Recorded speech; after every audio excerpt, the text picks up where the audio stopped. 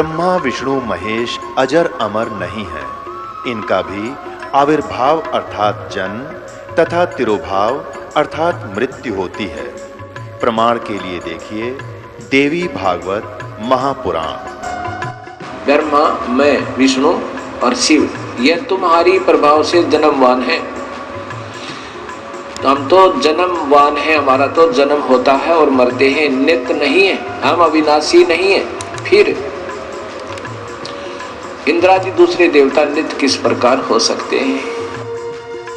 कृपया अवश्य सुनिए जगत गुरु तत्वदर्शी संत रामपाल जी महाराज के अमृत वचन। सभी धर्मों के धर्म ग्रंथ आपके रूबरू करता है ये दास, और जो उस धर्म के धर्मी वर्तमान के जो प्रवक्ता हैं वचन करता है, या अब से कुछ 100-200 वर्ष पहले तक के आ रहे हैं, जो अपना अनुभव बना करके, जो उन्होंने सारे जीवन में जैसा भगवान को जाना, सदग्रंथों को जाना, अपना अनुभव वो अलग से बनाकर चले गए पुस्तक, और उनके अनुयायी उनके द्वारा अनुभव की पुस्तक को ये मानकर ग्रहण किए हुए हैं कि ये सदग्रंथों से मेल खाती है, क्योंकि उन पुस्तकों में उन्हीं महापुरुषों और सदग्रंथों के नाम लिखे हैं कि उन्हीं से भी हमने ये जाना और स्वयं अनुभव भी ऐसा किया। तो दास ने उन सभी के अनुभव की पुस्तकें, उनके अनुभव के प्रवचन, जैसा कि टीवी आदि के माध्यम से, सीडी के माध्यम से, मीडिया के माध्यम से उन्होंने अपना जो प्रवचन कर रखे हैं, ज्ञान जनता में बांट रखा है, वो सारा आपके रूबरू कर दिया कि ये तो ये बताए हैं। और दास ने ऐसा अनुभव किया है, और जो वेदों से मेल खाता है, और सभी महापुरुषों को जिनको परमात्मा मिले उन्होंने जो बताया वो भी दास का मेल खाता, इनका नहीं खाता। तो इससे उनको रिजेक्ट कर दो, तो उस गलत अनुभव को, गलत ज्ञान को, शास्त्र विरुद्ध ज्ञान को त्याग के और शास्त्र विरुद्ध साधना को त्याग कर शास्त्र अनुकूल साधना ग्रहण करो। ये सारा कुछ प्रयत्न करके निष्कर्ष यही निकालता है दास कि आप उन सभी को त्याग कर, जो आपकी दिशा ठीक नहीं थी, वो शास्त्र ठीक नहीं थे, उनके अनुभव ठीक नहीं थे, वो संत अनुभवहीन थे, उनको परमात्मा प्राप्ति हुई नहीं, जिनको तुम परम धनी मानकर, महर्षि मानकर, आचार्य मानकर, शंकराचार्य मानकर उनके चिपके हुए हो, उनके पास यथार्थ आध्यात्मिक मार्ग नहीं है, आपका जीवन नाश हो रहा है। और ये प्रमाण प्रूफ देख लो। और इतना कुछ देख कर भी जो नहीं मानता है, उसके लिए परमात्मा कहते हैं वो चातुर प्राणी तो चोर हैं, जो अटपट करके दुनिया ने पीछे लगाए बैठे हैं। कहते हैं चातुर प्राणी चोर हैं, ये मूड मुग्ध हैं, ठोठ, इतना ज्ञान देखकर, प्रमाण देखकर भी उनके चिपके बैठे हैं, वो हैं मूड ठोठ बिना अकल के, और वो संतों के नहीं काम के, उनको जो गलजोट। तो परमात्मा कहते हैं कि वो फिर हमारे काम के भी कोई नहीं, वो वहीं मरे रहो, फिर और क्या इलाज है उनका।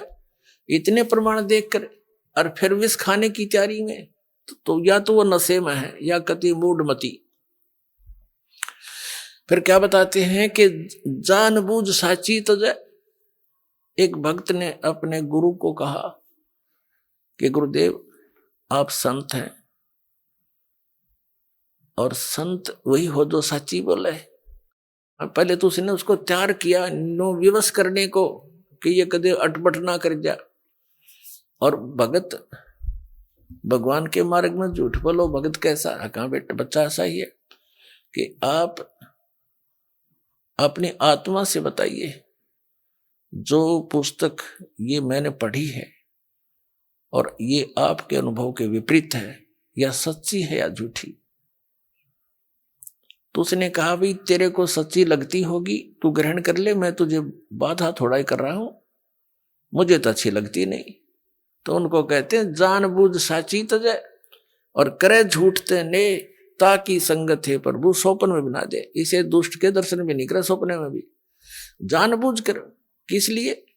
सिर्फ अपनी वो मेहनता ही ना छूटे, और कल गदा बनेगा वह मेहनता ही वहां छूटेगी, फिर मारेगा कड़म लठ कुमार, डायमंड का बोरा कमर पर होगा।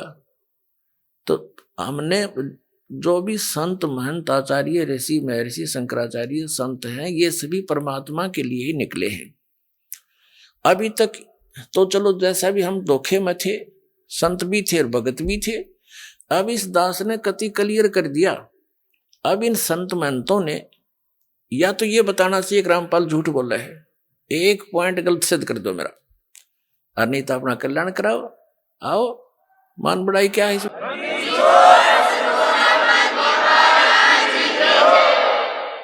अब जैसे एक डॉक्टर है और डॉक्टर के पास औषधि की खोज होगी, आपका वो रोग है, उसमें मान बढ़ाई की है। डॉक्टर का काम तो दवाई देना, मरीज का काम लेना और खाना। उसमें के कौन बड़ा और कौन छोटा? डॉक्टर डॉक्टर ही है, दवाई उसने देनी है क्योंकि उसको मिल गई है। तो दास के पास इस जन्म मरण के दीर्घ रोग को नाश करने की वो यथार्थ औषधि, यथार्थ मंत्र हैं, जो आज तक न ब्रह्मा जी को प्राप्त हुए, न विष्णु जी को, न शिव जी को। वो दास के पास उपलब्ध।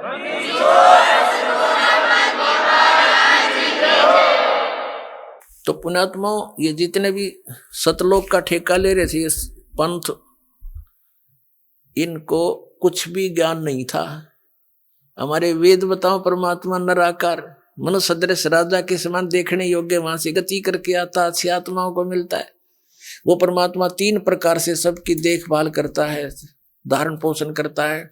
एक तो सतलोक में रहकर तेजो में शरीर है उस परमात्मा का, करोड़ सूर्य मिला दे करोड़ चंद्रमा, इतना एक रोमकूप का प्रकाश है, इतना नूर है उस मालिक की पूरी बॉडी का। एक रोमकूप में इतना है तो सारे शरीर में कितना प्रकाश होगा, ये आइडिया लगाया जा सकता है। और दूसरी सतिथि में वो आते हैं, प्रत्येक युग में एक शिशु रूप धारण करते हैं, और कमल के फूल पर कोई रेत नहीं होता, गारा चिपकी नहीं होती, इसके स्वच्छ होता है, और उस पर शिशु रूप धारण करके, एक बालक का रूप धारण करके, नवजात शिशु का, उस पर विराजमान हो जाते हैं। जल के अंदर कमल के फूल होते हैं, तो नारायण जल के ऊपर आके निवास करने के कारण परमात्मा को नारायण कहने लगे। ये नारायण की जो परिभाषा है, ये उपमा कबीर परमेश्वर सत्य पुरुष के ऊपर है, लेकिन हम अन्य को भी फिर नारायण कहने लगे। जैसे भगवान विष्णु शेष नाग पर लेट गए समुद्र में, तो उसको नारायण कहने लगे। ये भी नारायण है, लेकिन रियल नारायण कोई वो कबीर साहब है। जैसे एक डिप्टी कमिश्नर भी साहब कहलाता है, एक कमिश्नर भी साहब कहलाता है, मंत्री को भी साहब कहते हैं, और मुख्यमंत्री भी साहब कहलाता है, प्रधानमंत्री भी साहब है, राष्ट्रपति भी साहब है। तो कहने का भाव ये है कि साहब तो सारे हैं, परंतु इन साहब मंत्र बहुत है, और वास्तव में साहब तो हमारे राष्ट्रपति और उसके बाद प्रधानमंत्री ही साहब असलियत है। तो बाकी उनके अनुचर हैं, उनके सहयोगी हैं, ये समझ लो। तो वास्तव में एक ही है नारायण, तो कबीर भगवान सतपुरुष। तो ये दूसरी प्रकार की जो सतिथि परमात्मा शरीर की धारण करते हैं, नवजात शिशु रूप धारण करते हैं, और कमल के फूल पर विराजमान होते हैं। कमल का फूल सरोवर में होता है, वहां से निसंतान दंपति उठा लाते हैं। धीरे धीरे जब परमात्मा बड़े होने लगते हैं तो वो दूध नहीं पीते यहाँ का, ना कुछ आहार करते हैं। तो उसके लिए परमात्मा को कंवारी गायें दूध देने लगती हैं उस मालिक के आशीर्वाद से, और उन कंवारी गौओं से उस शिशु रूपधारी परमात्मा के बचपन की परवरिश की लीला उन कंवारी गायों के दूध से होती है। वो ऐसी लीला करते ही करते हैं, और यही वेद बता रहे हैं। तो ऐसी लीला की किसने है? 600 वर्ष पहले कबीर परमेश्वर जी ने ये लीला करी थी। सतलोक से आए थे, कमल के फूल पर विराजमान हुए थे, उनका कोई माता पिता नहीं है। वहां से नीरू नीमा नाम के 2 मुसलमान दुल्हा उठा ले गए थे, पति पत्नी थे, और वहां 25 दिन उन्होंने कुछ खाया पिया नहीं। उन्होंने चिंता बनी कि बच्चा मरेगा, तो परमात्मा की रजा हुई। एक साधु रूप में परमेश्वर के आदेश से एक साधु आया, वो थे भगवान शिव जी, वो पहचान नहीं सके उनको। उन्होंने बताया कि कुंवारी कबीर परमात्मा को गोदी में लिया, शिव जी ने संत रूप में। तो परमात्मा बोले थे कि इनको कहो, नवजात शिशु 25 दिन के बालक बोल रहे हैं कि महाराज जी इनको कह दो एक कुंवारी गाय ले आवे और उसको वो दूध देगी, आप थपकी लगा देना, उसके कमर पर आशीर्वाद देना। ऐसा ही किया गया, वो कुंवारी गाय दूध देने लगी। कबीर परमात्मा पिया करते थे। ऋग्वेद मंडल नंबर 9 सूक्त नंबर 1 मंत्र नंबर 8 और 9 में यह सतिथि बताई है कि सर्व उत्पादक प्रभु, सब पापों का नाश करने वाला, वो 3 प्रकार से की शरीर की सतिथि से हम सबका धारण पोषण करता है। तो दूसरे प्रकार की ये सतिथि, ये नवजात शिशु रूप धारण करके आते हैं। फिर धीरे धीरे जो कुंवारी गाय के दूध से उनकी परवरिश की लीला होती है, फिर धीरे धीरे बड़े होते हैं। तो छोटी उम्र में 5 वर्ष की आयु में ही बड़े बड़े विद्वानों के छक्के छुड़ा देते हैं, क्योंकि वो उपदेश करने के उद्देश्य से यथार्थ ज्ञान देने के लिए ही आते हैं। 600 वर्ष पहले परमात्मा आए थे, 120 वर्ष तक ये रहे और ये लीला करके चले गए थे। ये तत्व ज्ञान का प्रचार कर गए थे और आदरणीय धर्मदास साहिब जी ने लिपिबद्ध करके कबीर वाणी, कबीर सागर, कबीर बीजक ये ग्रंथ बनाए थे। वो आज दास के पास उपलब्ध हैं। उनके रहस्य को भी परमात्मा ने दास को ही समझाया है। ये कबीरपंथी जो पहले वाले नहीं समझ सके, जिस कारण से ये गलत नाम जाप करते रहे। सतनाम का इनको पता नहीं, वो 2 अक्षर का नाम है, तो सभी कुछ भूला हुआ था। तो तीसरी जो सतिथि है उनके शरीर की, तीसरी है, वो कहीं भी आ जाते हैं, साधु संत रूप में प्रकट हो जाते हैं। ऋषि, जैसे पहले ऋषि परंपराएं थी सतयुग त्रेता द्वापर तक, तो ऋषि रूप में आते थे, ऋषि कहलाते थे। सतयुग में सतशुकृत ऋषि, त्रेता में मुनिंद्र ऋषि, द्वापर में करुणा में ऋषि, और कलयुग में संत मता चलाया परमात्मा ने। तो कलयुग में कबीर संत, कबीर जी को कवि भी कहा करते थे। ऋग्वेद मंडल नंबर 9 सूक्त नंबर 96 96 के मंत्र 16 से 20 तक की समस्या हल कर रखी है, स्पष्ट कर रखा है कि हे परमात्मा, आप अपना गुप्त जो नाम है रहस्य वाला वो बताओ। तो 17वें श्लोक में बताया है कि वो कबीर देव है उसका नाम, और कवियों की तरह आचरण करता है। उस तत्व ज्ञान को कवित्व से, यानी पद्य भाग में बोल बोल के लोकोक्तियों के माध्यम से उच्चारण करता है, जिस कारण से वो एक प्रसिद्ध कवियों की भी उपाधि प्राप्त करता है। लेकिन वो होता है कबीर देव भगवान, वो अमर पुरुष होता है, सतपुरुष होता है, और वो सतलोक में रहता है, तीसरे भाग में, तीसरे लोक में, मुक्ति धाम में विराजमान है, सतलोक में। वहां से गति करके आता है। वही परमात्मा ऊपर से, सतलोक से ऊपर 4था लोक है, उसमें भी विराजमान है। और जहां से सब की उत्पत्ति हुई है वो मूल स्थान है अकह लोक। और वो परमात्मा ऐसे आता है जैसे मनुष्य सुंदर शरीर धारण कर लेता है, ऐसे मनुष्य जैसा शरीर यानी वस्त्र धारण कर लेता है, ऐसे वो परमात्मा अन्य रूप बना करके यहाँ आता है। तो ये लीलाएं की किसी ने, कबीर परमेश्वर ने। तो अब जैसे कलयुग के अंदर उस एक महात्मा रूप बनाकर, संत रूप बनाकर आए जिंदा महात्मा का, तो किन किन को मिले? आदरणीय धर्मदास साहिब जी को मथुरा में जिंदा रूप में, जिंदा वेश में, साधु के वेश में। आदरणीय मुलुकदास साहिब जी को, आदरणीय नानक साहिब जी को बेई नदी में जिंदा महात्मा के रूप में मिले, बेई नदी पर, और उनको गुप्त करके दरिया में डुबोने का बहाना करके और सचखंड लेकर गए। आदरणीय दादू साहिब जी को, आदरणीय गरीबदास साहिब जी गांव छुरानी जिला झज्जर वाले को, आदरणीय गीसा दास साहिब जी को गांव खेकड़ा जिला मेरठ उत्तर प्रदेश वाले को।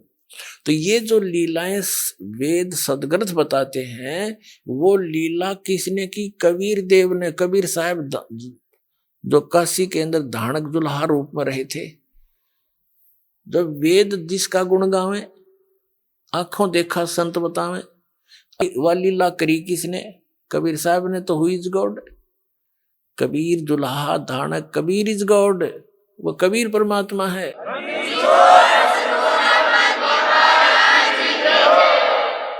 जो प्रसंग चल रहा था कि नकली पंथों ने जो काल के चलाए हुए हैं, कभी काल ने कहा था 12 पंथ करूं मैं साझा, नाम तुम्हारा ले करूं आवाजा। 12 पंथ नाम जो ले ही, मेरे मुख में आन समोई। और अनेक पंथ चलाऊं, या विद जीवों को भरमाऊं। जाओ जोग जीत संसारा, जीव न माने कहा तुम्हारा, जीव तुम्हारा कहा न माने, हमारी ओढ़ हो बाद बखाने। और वही हो रहा है। भगवान आए कबीर साहब उद्मस्तार दिया नकली ऋषि में, ऋषि आचार्य और शंकराचार्य और इनके चेलिया ने ऐसा जुल्म ढाया था भगवान के ऊपर, पूछो मत। अगर वो कहानी आपको सुनाने लग जाए तो आंखों से आंसू नहीं सूखे। दास की तो सूखती नहीं, क्योंकि इसे परिचित हो गया, क्योंकि उस संघर्ष से दास भी आगे बढ़ रहा है, उसी में से गुजर रहा है। तो क्योंकि उसमें जनता अशिक्षित थी, श्रद्धालु अशिक्षित थे।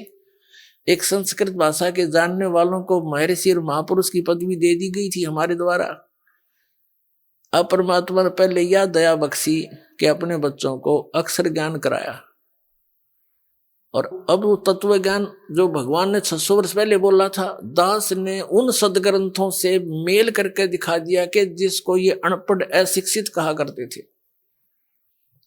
एक जुलाहा धानक कवि मान के जिसकी फाइल बंद कर रखी थी, वो पूर्ण परमात्मा है। 600 वर्ष पहले वेद और गीता और शास्त्रों वाला ज्ञान उन्होंने वर्बली बोल रखा है।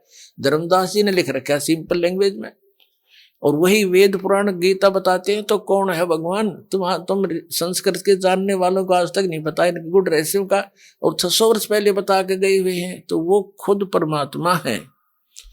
ये इस चीज से भी प्रमाणित होता है। काल ने कहा था या विद जीवों को भरमाऊं, जो परमेश्वर ने कहा था कि काल जब 5500 वर्ष बीत जाएंगे कलयुग, तब मैं तेरे साथ मिलाऊंगा दोबारा आकर के।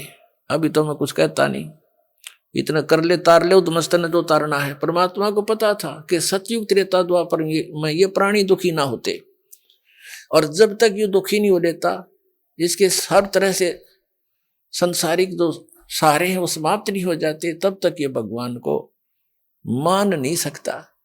अब जैसे सतयुग के अंदर पुण्यकर्मी प्राणी जन्म लेते हैं, 1 लाख वर्ष की आयु होती है मनुष्य की, और सब हरे भरे सब फलदार वृक्ष लदपद रहते हैं, सभी झाड़ी झंखाड़ भी फलों से।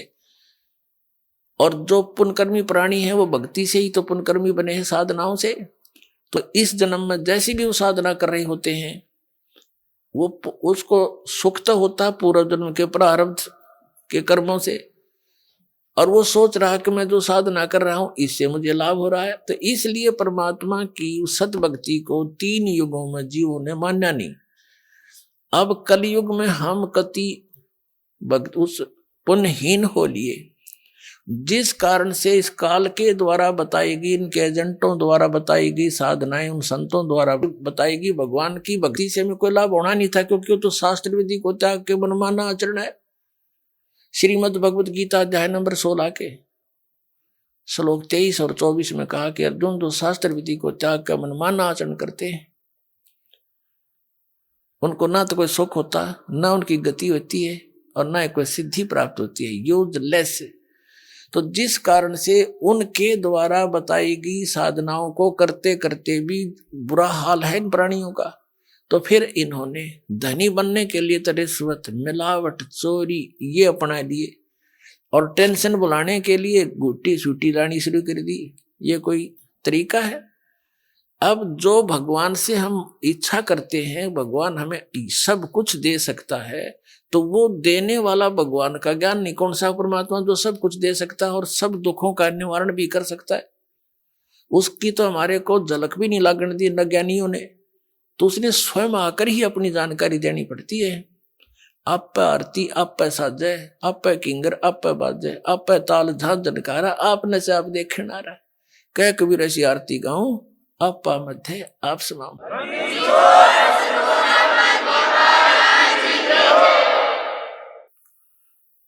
तो उस परमेश्वर ने आकर के स्वयं जानकारी दी, आपको शिक्षित किया। पुण्यात्माओं, इस शिक्षा ने आपको दूना डबोया है, आपको इतना कंडम कर दिया। थोड़ी सी शिक्षा पाके कोई अफसर बन गया, उसमें अभिमान का अंत नहीं। मंत्री बन जाए, एमएलए बन जाए, पूछो ना के बन गया, और मुख्यमंत्री बन गया, या कोई अन्य शिक्षा ग्रहण करके अप टू डेट बन के और पता नहीं क्या बन जाता है। तो ये अभिमान आ गया हमारे अंदर, श्रद्धा खत्म होगी, आतिथ्य गया हमारे से। यानी हम चतुर बन गए, कपटी बन गए, माया माया जोड़न में दिन रात स्कीम बनाए जा। तो इस मालिक को पता था ये विष है इनके लिए, ये शिक्षा। यानी जो शिक्षा अब हमने प्राप्त की है, इसका दुरुपयोग किया है। डॉक्टर किस लिए बनता है बच्चा? कि घना धन कमाऊं। इंजीनियरिंग किस लिए करता है? कोठी गाड़ू, बनते ही नौकर दूं। IAS IPS किस लिए बनते हैं? कि पैसे इकट्ठे करूं, बड़ा कोठी बनाऊं। तो हम पहले ही घुटी वो पी कर चलते हैं और फिर वही काम करते हैं, और वो जोड़ जाड़ का एक मिनट में मृत्यु हो जाती है किसी एक्सीडेंट में, कोई रोग से। वो सारा छल लिया ना, जो पुण्य था वो परिवर्तित दूसरे ढंग में बदल दिया, कोठी और इन बैंक बैलेंस में खत्म करवा दिया, और आप खाली करके भेज दिया, लाद कर ढेर सारे पापों से काल। तो इस शिक्षा ने हमें कति कंडेम कर दिया। आपसी भाईचारा रहा नहीं, माँ बाप की कदर रही नहीं, भाई बहन का प्यार रहा नहीं, मुकदमेबाजी रोज करे एक माया के पीछे। तो मालिक नहीं चाहा था इनके ये विष इन तक आने दूं, लेकिन यह मजबूरी थी। इसके बिना परमात्मा ने पता था इस रोग का तो नाश कर देंगे जो बुराई में आएगी इस शिक्षा से। एक बार ये भगवान को पहचान ले, फिर तो परमात्मा के पास ऐसा साबन 1 मिनट में धो देगा सारे ने, मैल भी साफ, ज्ञान भी हट जाएगा, बुराई भी छूट जाएंगी। कौन छुएगा इस विष को? तो इसलिए परमात्मा ने आपको शिक्षित करना पड़ा, अक्षर ज्ञान दिया, वेदों और गीताओं और सभी नकलियों के अनुभव से तुलना करके ही आप उनको छोड़ सकते हो, पहचान सकते हो ओरिजिनल और डुप्लीकेट को। अभी तक हमारे पास ये विकल्प नहीं था कि ये संत कह रहा है यह सच्ची है, यू कह रहा है यह सच्ची है, तीसरा कह रहा है वो सत्य है, या चौथा कहता वह सत्य है। जिसके वचन हम सुनते थे हमने सारे अच्छे लगे थे, क्योंकि हमने कुछ पैमाना तो था नहीं, तोल जा, हमारे पास वो बट्टा नहीं था जिस पर धड़के तोल लेने कितना वजन है इसमें। इबदास ने वो दे दिया पैमाना आपको, वो परमात्मा के दिया हुआ ISI मार्ग का, कि इन्हें नाप देंगे। 2 मिनट में नाप दिए सारे कच्चे रे कच्चे, एक नहीं पाया डंका।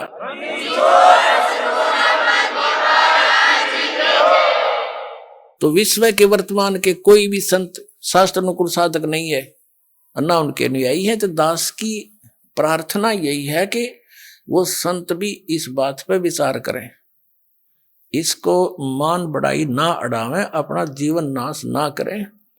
और ये तो इस मार्ग ने तो वो रोक के नहीं सकते, या तो भूल जाना।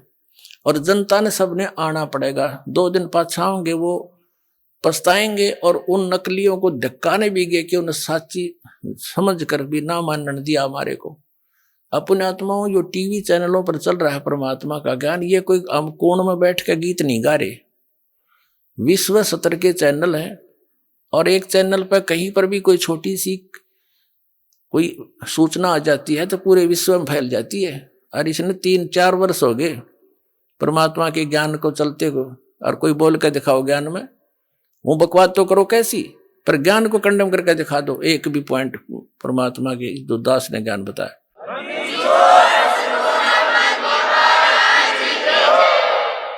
तो इससे सिद्ध है कि वो बुद्धिमान व्यक्ति है, संत कोई बालक नहीं है, उन सब ने देख लिया है।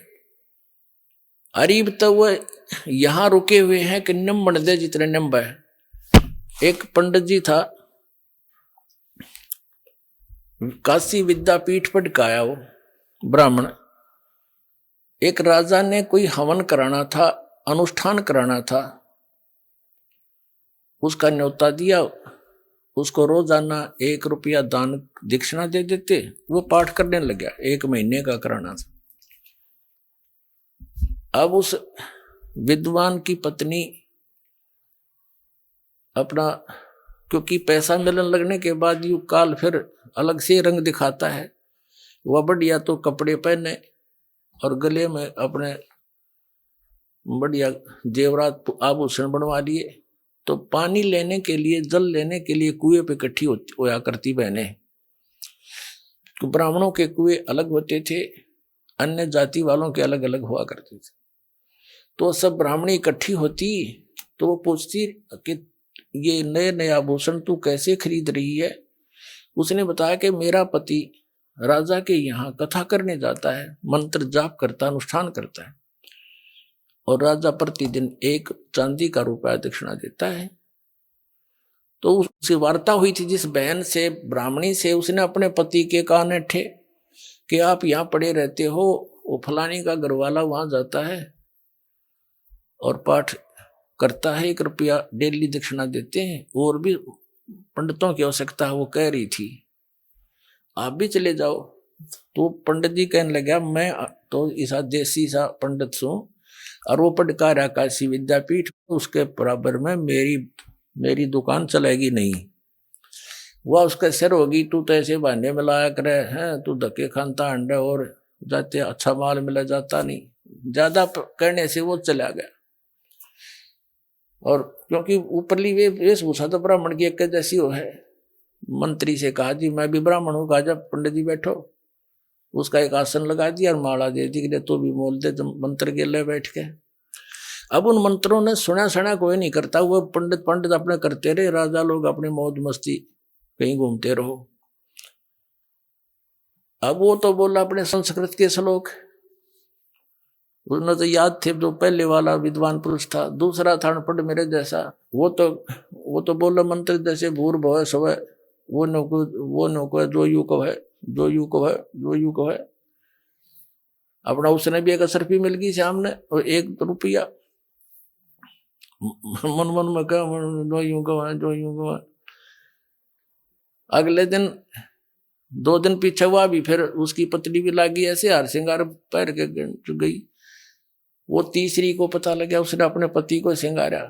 उसने भी यही प्रार्थना की कि वो तो विद्वान है, दूसरा भी मेरे से कुछ ज्यादा ही जानता है, पर मेरी बात बने नहीं। ज्यादा कहने से वो भी चला गया। अब वो जो विद्वान था वो तो अपने बोल ही रहा था, उसने उधर ध्यान नहीं उनका, ये क्या बोलना, ठीक है ब्राह्मणों के बोलते रहेंगे अपने मंत्र। तो तीसरा पहुंचा, उसका भी आसन लगा दिया। पहला अपना संस्कृत बोल रहा है श्लोक शुद्ध, दूसरा है, तीसरा न्यू गया कब तक नंबेगी, कब तक नंबेगी, कब तक नंबेगी, कब तक नंबेगी, कब तक नंबेगी, मारी बकवाद। तो उसको भी शाम को 1 रुपया मिल गया। उसकी पत्नी ने फिर ऐसे ही अपना रूप बदला।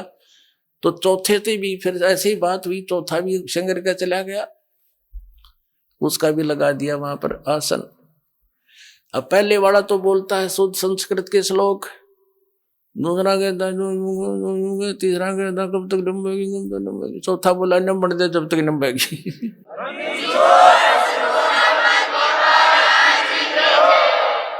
तब ये संत न्यू देख रहे हैं नंबर दे जब तक नंबेगी, पर यह भी नंबर को ना, ये तुमने ऑनलाइन रखूंगा जब तक, या तो सारी जनता नहीं जाग लेगी, या तुम खुद नहीं कह दोगे हमारी गाड़ी खराब होली।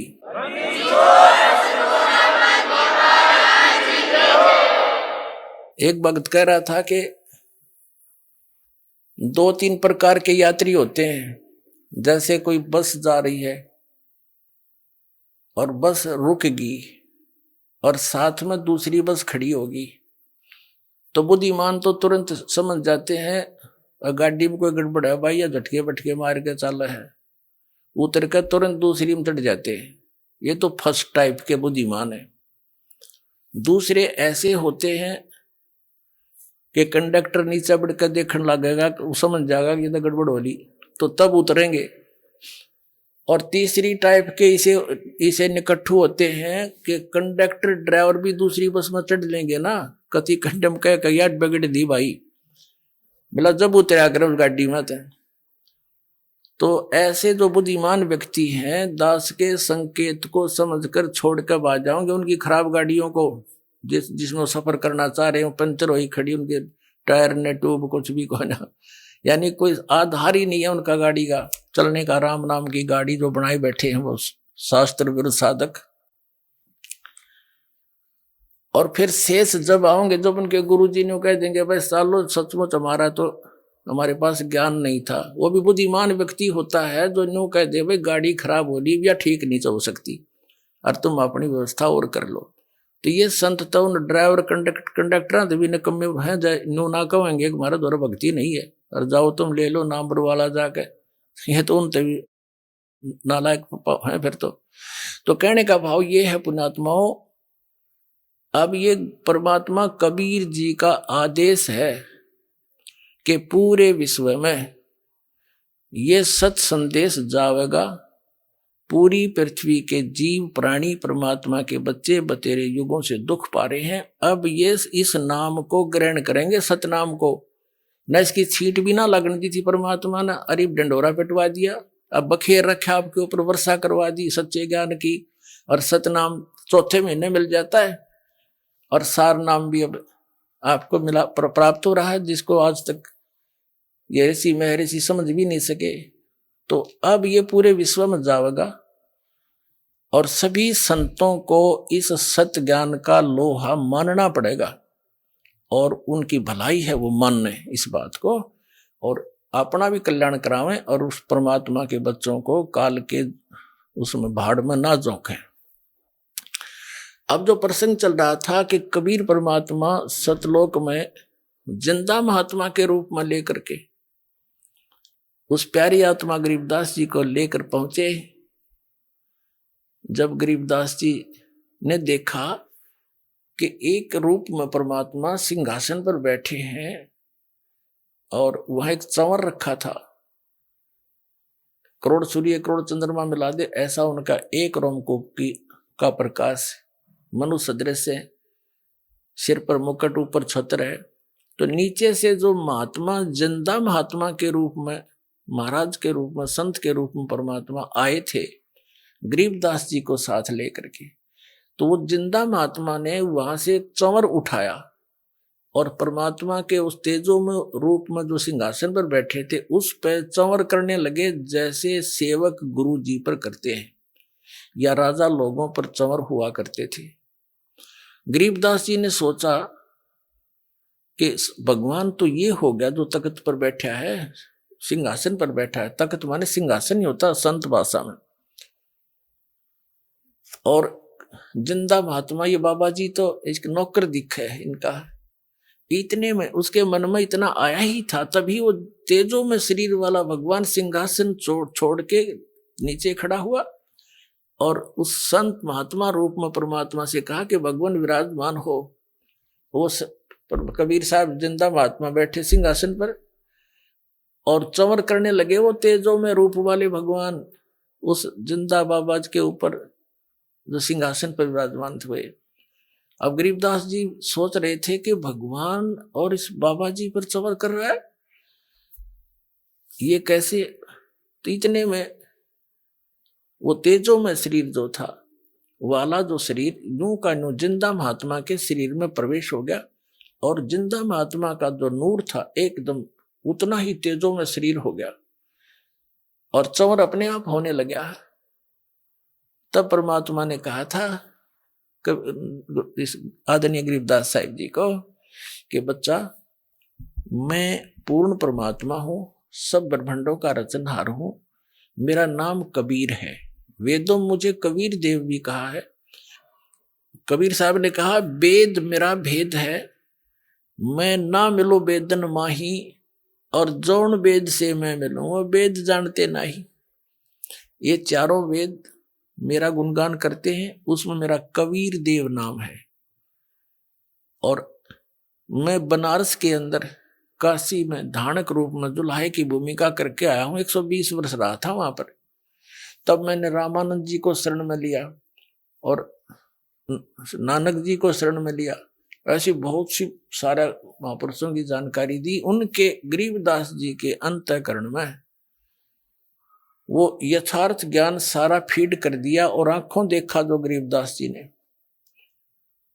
वो खुद अपने ग्रहण किया, अनुभव की वाणी में लिखा। फिर परमात्मा ने कहा कि गरीबदास जा बेटा, तू नीचे जा, देखो तेरे शरीर को जलाने की तैयारी कर रहे हैं। घर वालों ने क्या देखा, पालियों ने कुछ देर, ग्वालों ने देखा कि 2, 2.5, 3 घंटे हो गए, भगत अकेला बैठा है, बाबा जी गायब हैं, शरीर नीचे रह गया था गरीबदास जी का। उन्होंने जाकर हिलाया डुलाया, आवाज लगाई, वो गिर गया, मृत जान लिया।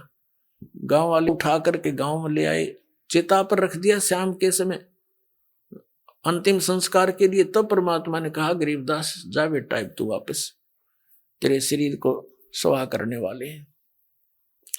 गरीबदास साहिब जी बालक थे, उन्होंने कहा भगवान मुझे यहीं रख लो, उस गंदे लोक में मत भेजो। तो गरीबदास जी से परमात्मा ने कहा, कबीर जी ने, सतपुरुष ने, कि बेटा तुम वापस जाओ, मेरा गवाह बनो और मैं तेरे साथ रहूंगा। तुम ऐसे नहीं रह सकते। आप जब यहां से गए आप पुनः से परिपूर्ण थे और उतने ही भक्ति की शक्ति तुम्हारे अंदर फिर से हो जाएगी तो भी यहां सको। अब तो मैं अपनी पावर से लाया हूं तुझे, वापस जाओ, ये सतनाम और सारनाम तुझे बता दिया, आप सेवन करो। इसको लिख दो वाणी में, अन्य अपने अनुयायियों को केवल ये 5 मंत्र देना। कौन से? जो आपको को कमलों वाले दिए जाते हैं, केवल ये 5 नाम गरीबदास पंथ में चलते थे।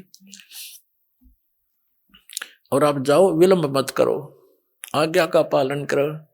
आने वाले समय में आप अपना अनुभव लिख कर रख जाना, तेरे भाई बहन बच्चे तेरे इस वाणी को आधार बनाकर मुझे पहचानेंगे, विश्वास करेंगे, उनका कल्याण हो जाएगा। तब गरीबदास जी वापस आए और एकदम उठ खड़े हुए चिता के ऊपर से ही, और ये वाणी बोलने लगे, हम सुल्तानी नानक तारे दादू को उपदेश दिया, जात जुलाहा भेद न पाया ये काशी माहे कबीर हुआ। अनंत कोट ब्रह्मांड का एक रति नहीं भारे, सतगुरु पुरुष कबीर हैं ये कुल के सिरजनहारे। परमात्मा को सतलोक में देखा, जो यहां से जिंदा महात्मा के रूप में आए थे। तब गरीबदास जी ने अपनी वाणी में परमात्मा की महिमा कलम तोड़ लिखी है और परमात्मा कबीर जी से प्राप्त उस यथार्थ ज्ञान का इसमें वर्णन किया है। थोड़ी सी झलक आपको उस अमृत ज्ञान की देते हैं। क्या बताते हैं कि भेड़ पूछ को पंडित पकड़े, ये बादो नदी बिहंगा, गरीबदास वो भवजल डूबे, नहीं साध सत्संगा। गरीबदास साहब जी कहते हैं कि भेड़ पूछ को पंडित पकड़े, ये भादो नदी बिहंगा, गरीबदास वो भवजल डूबे, जिनको नहीं मिला साध सत्संगा। जैसे भादुआ महीना, भादुआ का महीना होता है भाद्रपद, उसमें वर्षा बहुत अधिक होया करती थी और सभी छोटी मोटी जो दरिया हैं ये फुल स्विम पर ओवरफ्लो होकर किनारों को टच करती हुई चला करती है, भरकर चल पड़ती है और ऐसे चक्कर काटता हुआ उनका जल बहुत वेग से चलता है। तो गरीबदास जी कहते हैं कि आप जी ने सतलोक जाने के लिए इतनी दरिया को पार करना है, इतने भयंकर जल युक्त, और उससे पार करने का साधन ये पंडित अर्थात भवसागर से भवदरिया से पार होने के लिए जो method of worship, way of worship, पूजा का जो मार्ग है, विधि है, वो जो तुम्हारे गुरुओं ने, पंडितों ने, ब्राह्मणों ने बताई है, वो तो ऐसी है जैसे उस भादो के महीने में पूर्ण रूप से परिपूर्ण होकर बह रही दरिया को पार करने के लिए कोई कहे कि भेड़ की पूंछ पकड़ और दोनों घुस जाओ दरिया में, ये भेड़ तुझे पार कर देगी। वो स्वस्थ विधि नहीं है, वो तो डुबोने वाली है।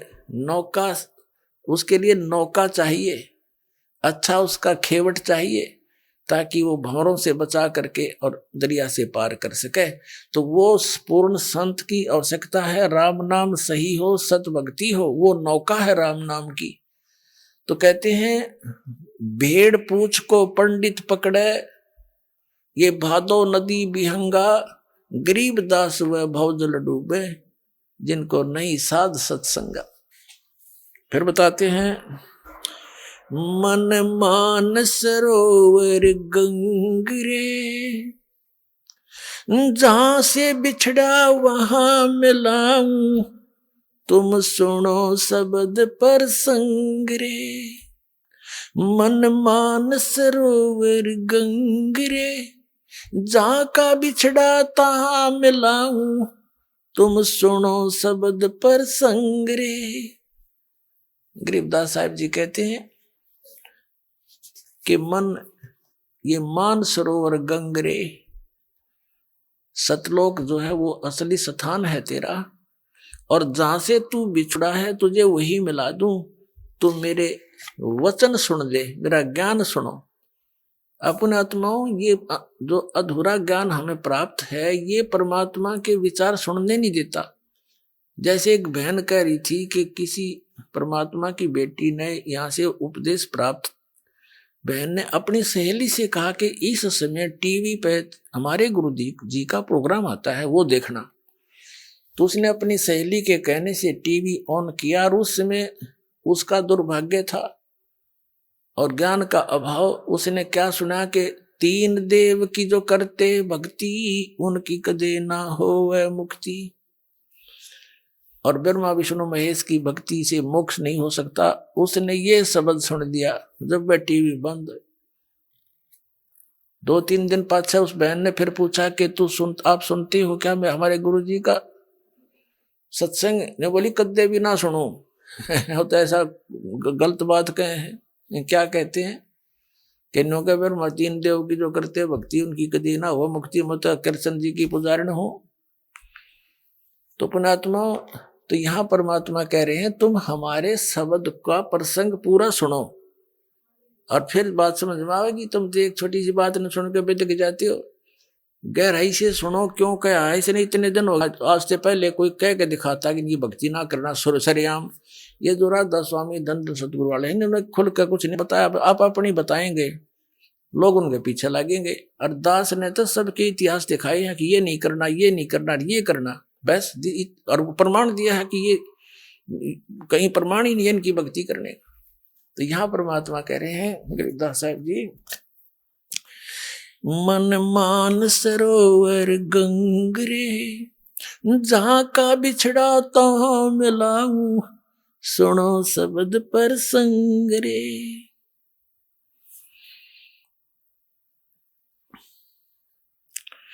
दने गंगा बाम में जमुना, मध्य सरस्वती रंग रे, कल बिस कुसमल मोक्ष होत हैं, ये पल पल पर भी अंगरे।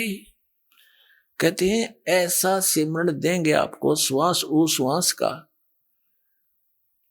उस जैसे गंगा में नहाने जाते हो, कभी जमुना में नहाने जाते हो, कहीं सरस्वती की आस लगाई बैठी हो, ये श्वास के सिमरण तय आपका श्वास का स्वर जो दास देता है नाम, कभी दायां चल रहा है कभी बायां चल रहा है। और सरस्वती बीच में सही उतर, तीसरा चल है वो तो खुलेगी, तीसरा जो इस संबंध अपने आप खुल जाएगा। इसमें धक्का करने की जरूरत नहीं, इसका मंत्र में ऐसी शक्ति है।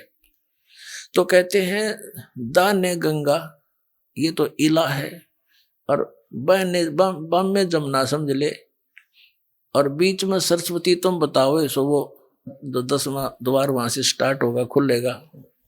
10वें द्वार का उर्ला रास्ता है, उर्ला गेट। तो कहती सिमरत है तुम रोज गंगा जमुना नहाओ, पल पल पर भी अंगरे। पल पल में वो तो 12 वर्ष में पर भी लागे कुंभ की, अर्नो के पल पल पर भी अंगरे। एक पल पल में पर भी लो, सांस सांस में नाम जपो, व्यर्था सांस ना खो, ना जाने श्वास को आवण हो कि ना हो। फिर कहते हैं कल बिस कुसमल मोक्ष होते हैं, पल पल पर भी अंगरे। सभी पाप प्रकार के घोर से घोर पाप भी सिमरते तुम्हारे नाश हो जाएंगे। कल बिस कुसमल पाप। काशी करवत काहे लेत है, बिना भजन नहीं डंगरे। कोट ग्रंथ का यही अर्थ है, करो साध सत्संग रे। क्या बताते हैं कि काशी करवत काहे लेत है, बनारस में जाके कहते क्यों अपनी गर्दन कटवाता है। पुण्यात्माओं, इतना जबरदस्त जुगाड़ कर रखा था इन अज्ञानियों ने, और आत्मा उसी दिन से परमात्मा की चाह में भटक रही है। इसको जिसने भी कोई जैसा भी परमात्मा पाने की विधि बताई, कितना एक कठिन से कठिन है, इसने वो भी स्वीकार किया। एक बार काशी के ब्राह्मणों ने, नकलियों ने क्या ज्ञान देना शुरू किया कि जो काशी में मरता है, काशी शहर में शरीर छोड़ता है, वो सीधा स्वर्ग जाता है, और जो मगर मरता है उसकी मुक्ति नहीं होती, वो गधे की योनि में जाता है। परमात्मा कहा करते, भाई सत भक्ति करो, चाहे काशी में मरो और चाहे मगर में मरो, कहीं पर भी शरीर छोड़ोगे तुम उसी स्थान पर जाओगे जो सत साधना तुम कर रही हो, ये भूल है तुम्हारी। पर वो नहीं मानना करते, विरोध किया। तो ये बातें ज्ञान सुनकर सभी बूढ़े बुजुर्गों ने कहा अपने बच्चों से कि बच्चों, बेटा, विशेषकर ये बढ़िया लोग इन ब्राह्मणों से ज्यादा प्रभावित रहे हैं। तो उन्होंने कहना सुना उनके बुजुर्गों ने कि बच्चों, हमने मरना तो है बेटा, और कहते हैं गुरुजी बता रहे काशी में मृत्यु हो जाए तो स्वर्ग मिल जाएगा, हमारा उद्धार हो जाएगा। तो बच्चे भी सोचते हैं माता पिता का उद्धार होना चाहिए, तो वहां अपना कमरा लेकर बच्चों माता पिता के लिए वहां कोई नौकर नाकर छोड़ने लगे कि यहाँ विचार भी सुनते रहिए गुरुजियों के, और अंतिम समय है, आप यही प्राण त्याग दियो। तो उन पंडितों ने सोचा कि भाई यदि हम इनको अपने घर रख लें, प्रत्येक यजमान को एक एक गुरु 10-10, 5-5 हो जाएंगे, नाम रख लेंगे, तो सारा कुछ खर्चा भी हमें मिलेगा, वो पैसे भी मिलेंगे, किराया कुराया भी हमें मिल जाएगा। इस उद्देश्य से उन्होंने अपने क्षेत्र के सभी बुजुर्गों को अपने ही घर पर रखने का आदेश दे दिया कि हम रख लेंगे, यहाँ रह जाए, खाना खा लेंगे, हम भी खाएंगे, ये भी खा लेंगे। उनको पता था कि श्रद्धालु पैसे देंगे ही देंगे, तो उन्होंने अपने पिताजी के खर्चे के भी पैसे गुरुजी को देने शुरू कर दिए। इस लालच में उनने वो आफत मोल ले ली। बूढ़ा और बुढ़िया थे दो ना घर में, तो पूरा परिवार उससे की देख रेख में लगा रहा। अगर जब बीमार शिमार हो जाए तो बुढ़ापे में जब बीमारी आप पे आ जाया करे बिना बुलाई, तो एक का दो बुढ़ा मुश्किल हो जाए संभालना, और उन्होंने तो 10-10 पाड़ लिए लालच में। फिर उन नकलिया ने के स्कीम बनाई, वो गुरुआ ने कि भैया तो बात बिगड़गी, अब ये तो आने लग रहे हैं, पता नहीं 100 भी हो जाएंगे, या तो हम कैसे रोटी पवाएंगे रोज जिंदगी। तो उन्होंने क्या स्कीम बनाई, एक गंगा के किनारे काशी में एक ऐसा गुफासी बना ली ईंटों की ऐसे, और जमुना गंगा के कति किनारे पे पक्का घाट सा बना के, और उसके ऊपरले सिरे में जैसे नु बना दी, उसमें ऐसे क्रोध छुपा दिया ऊपर, और दूर से उसकी हैंडलिंग बना दी 100 फुट दूर बोझड़े बाजड़ा में रस्सा बांध दिया ऊपर, एक नीचे से पुलिस ही बना करके। तो सब उन्हें फिर एक अफवाह फैला दी कि जो शीघ्र स्वर्ग जाना चाहता है उसके लिए परमात्मा की तरफ से एक क्रोध आता है। आइए अब हम उन श्रद्धालुओं के अनुभव जानते हैं जो जगत गुरु तत्वदर्शी संत रामपाल जी महाराज जी से दीक्षा प्राप्त कर चुके हैं तथा उनके द्वारा बताए गए भक्ति मार्ग पर चल रहे हैं। सर क्या नाम है आपका? रमेश दास। कहाँ से हैं सर आप? जलंधर से हैं। क्या काम करते हैं? मैं ऑफिसर हूँ यहाँ इंश्योरेंस कंपनी में। सर संत रामपाल जी महाराज से नाम दीक्षा कब ली? मैंने संत राम गुरुजी से जो दीक्षा है 28 फरवरी 2013 से ली। सर आप संत रामपाल जी महाराज से नाम दीक्षा लेने से पहले क्या भक्ति साधना करते थे? सर उससे पहले हम देवी देवताओं की भक्ति करते थे। 1980 से मैं राधा स्वामी पंथ से भी जुड़ा हुआ था। 92 में जब शादी हुई उसके बाद जो मेरे मिसेज था ब्रह्म कुमारी जाती थी, उसमें भी मैं वहाँ पे उनके साथ जुड़ा हुआ था। सर आप राधा स्वामी पंथ से जुड़े हुए थे, वहाँ पर आपने कितने साल तक साधना की? मैंने वहाँ पे सर 80 से लेके 2013 तक वहीं पे जाता रहा था। मतलब 33 साल तक आप राधा स्वामी पंथ में रहे? स्वामी थे और ब्रह्म कुमारी के बाद 92 के बाद ब्रह्म कुमारी में जाते रहे थे। 33 साल तक आपने राधा स्वामी पंथ में साधना की, उसके बाद आप ब्रह्म कुमारी पंथ से भी जुड़े, फिर आप संत रामपाल जी महाराज की शरण में कैसे आए? ये हमने साधना टीवी पे वो सत्संग देखते थे, मिसी जी महाराज देखते थे। मैं तो अमृतसर में पोस्टर था, तो ये जब देखते थे फिर हमने वहाँ पे आपका एक मैसेज आता है भी, जो ज्ञान गंगा पुस्तक हमने मंगवाई, उनको फिर पढ़ा और पढ़ने के बाद तो मिसी बोली, फिर वहाँ पे हम चले गए थे। वहाँ पे उस पर हमने नामदान लिया। सर, ज्ञान गंगा पुस्तक के बारे में बहुत सारे श्रद्धालु जिक्र करते हैं। ऐसी ज्ञान गंगा पुस्तक में कौन सी विशेष बात आपको लगी जिसको पढ़कर आप अट्रैक्ट हुए कि हाँ, संत रामपाल जी महाराज को गुरु बनाना चाहिए? उसमें ऐसे था, पहले तो हम जितने भी देवी देवता की भक्ति करते थे, शिव जी की भी जब भक्ति करते तो वो देखते थे भी शिव जी खुद अपनी सारी उम्र भक्ति करता रहा, लेकिन किसकी करता रहा ये कहीं भी उसका नहीं था। ठीक है, तो ये जब हमने ये चीज़ पढ़ी, इधर से ज्ञान गंगा पढ़ी, सृष्टि रचना, हम पहले अपनी कॉलेज लाइफ में ये देखते थे ये सृष्टि रचना कैसे हुई कैसे नहीं हुई, लेकिन पता ही नहीं चल रहा था कैसे नहीं हुई थी। जब किसी भी बुक्स में आप देख लो, गीता गूता में कहीं भी ऐसी नई चीज़ मिल रही थी। जब हम इधर ये ज्ञान गंगा पढ़ी, उसमें ये सब चीज़ें पढ़ी, सृष्टि रचना सब कुछ ऐसी देवी देवताओं के बारे में डिटेल में सारा हमें ज्ञान पता चला। सर, सृष्टि रचना के बारे में तो राधा स्वामी पंथ में भी बताया जाता है। संत रामपाल जी महाराज ने आपको ऐसी कौन सी बातें बताई जिससे आपको लगा कि हाँ, ये बात सही है?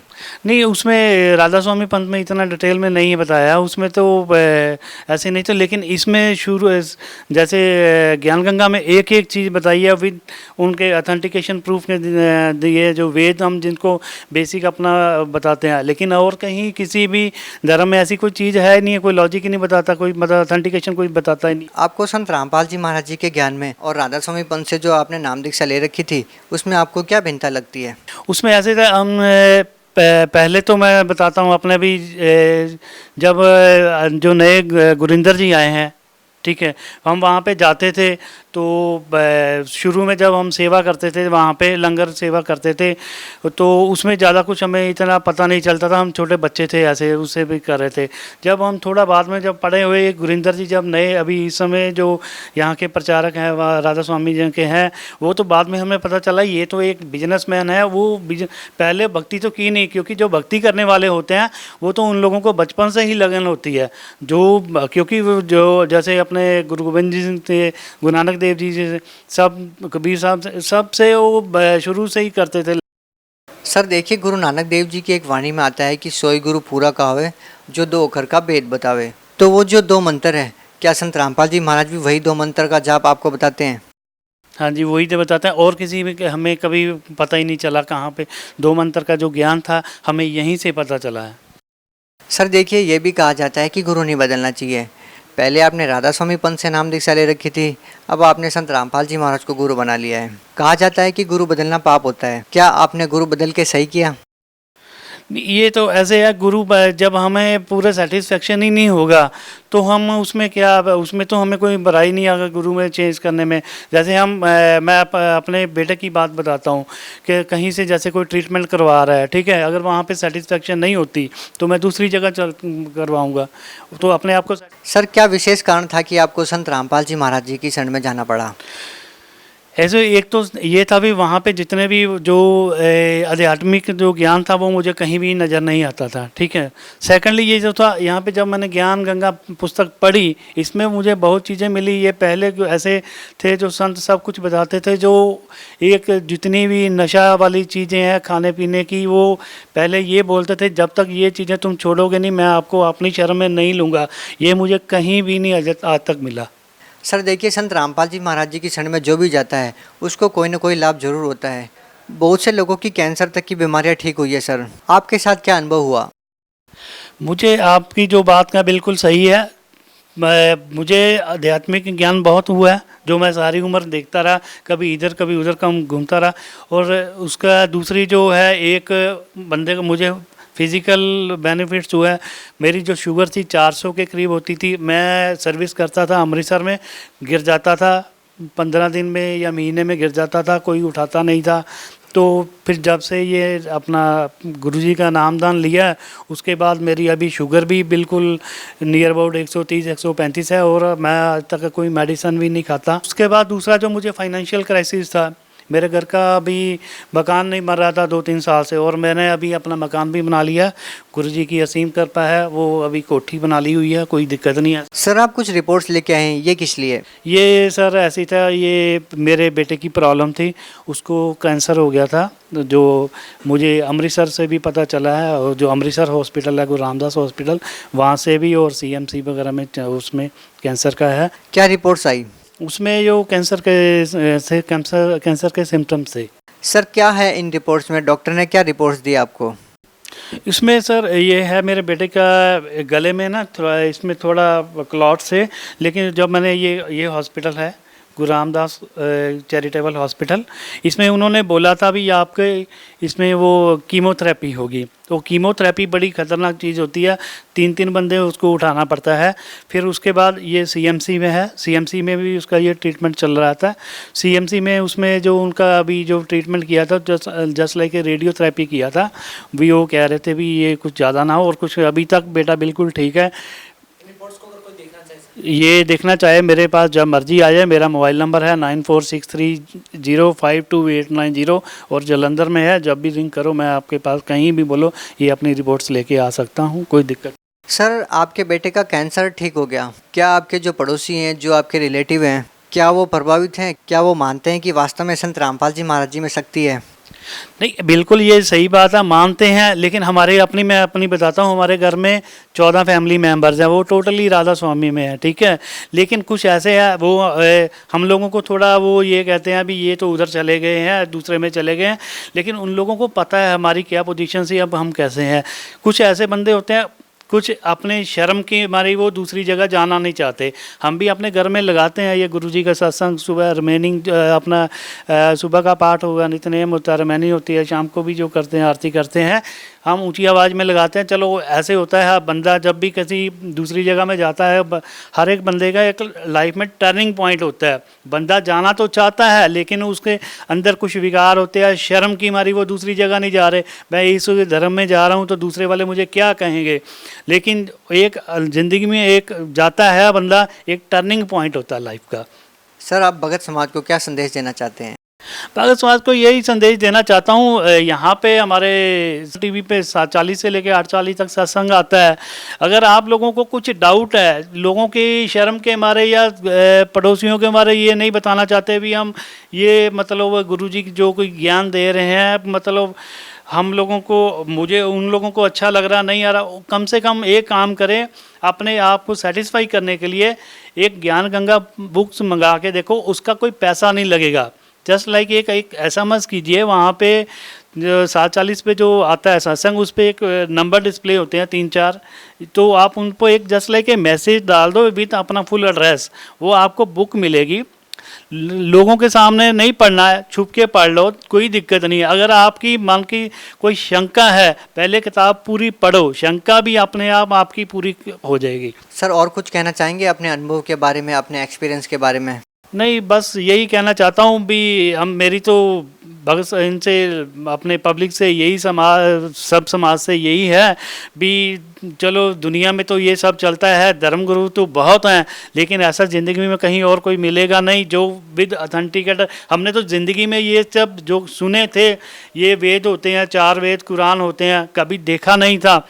अब वो बुक में ज्ञान गंगा देखो, विद पेज नंबर, श्लोक नंबर, सब सब कुछ डिटेल दिया है। अपनी बुक्स कहीं ऑनलाइन अगर कोई आपको वेल एजुकेटेड है सब फैमिली, तो उसमें इंटरनेट पे उसका जो देख सकते हैं अपने, वो सारा अपना मन का शंका दूर करें। हाँ, अगर किसी चीज़ की भी इन लोगों को शंका होती है तो वहाँ पे जो नंबर डिस्प्ले होते हैं उन पे वो सारी अपनी शंका समाधान कर सकते हैं। सर बहुत बहुत धन्यवाद।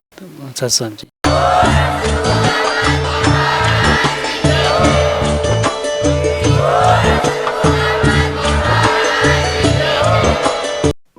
आप सुन रहे थे जगत गुरु तत्वदर्शी संत रामपाल जी महाराज के मंगल प्रवचन। अधिक जानकारी के लिए संपर्क करें।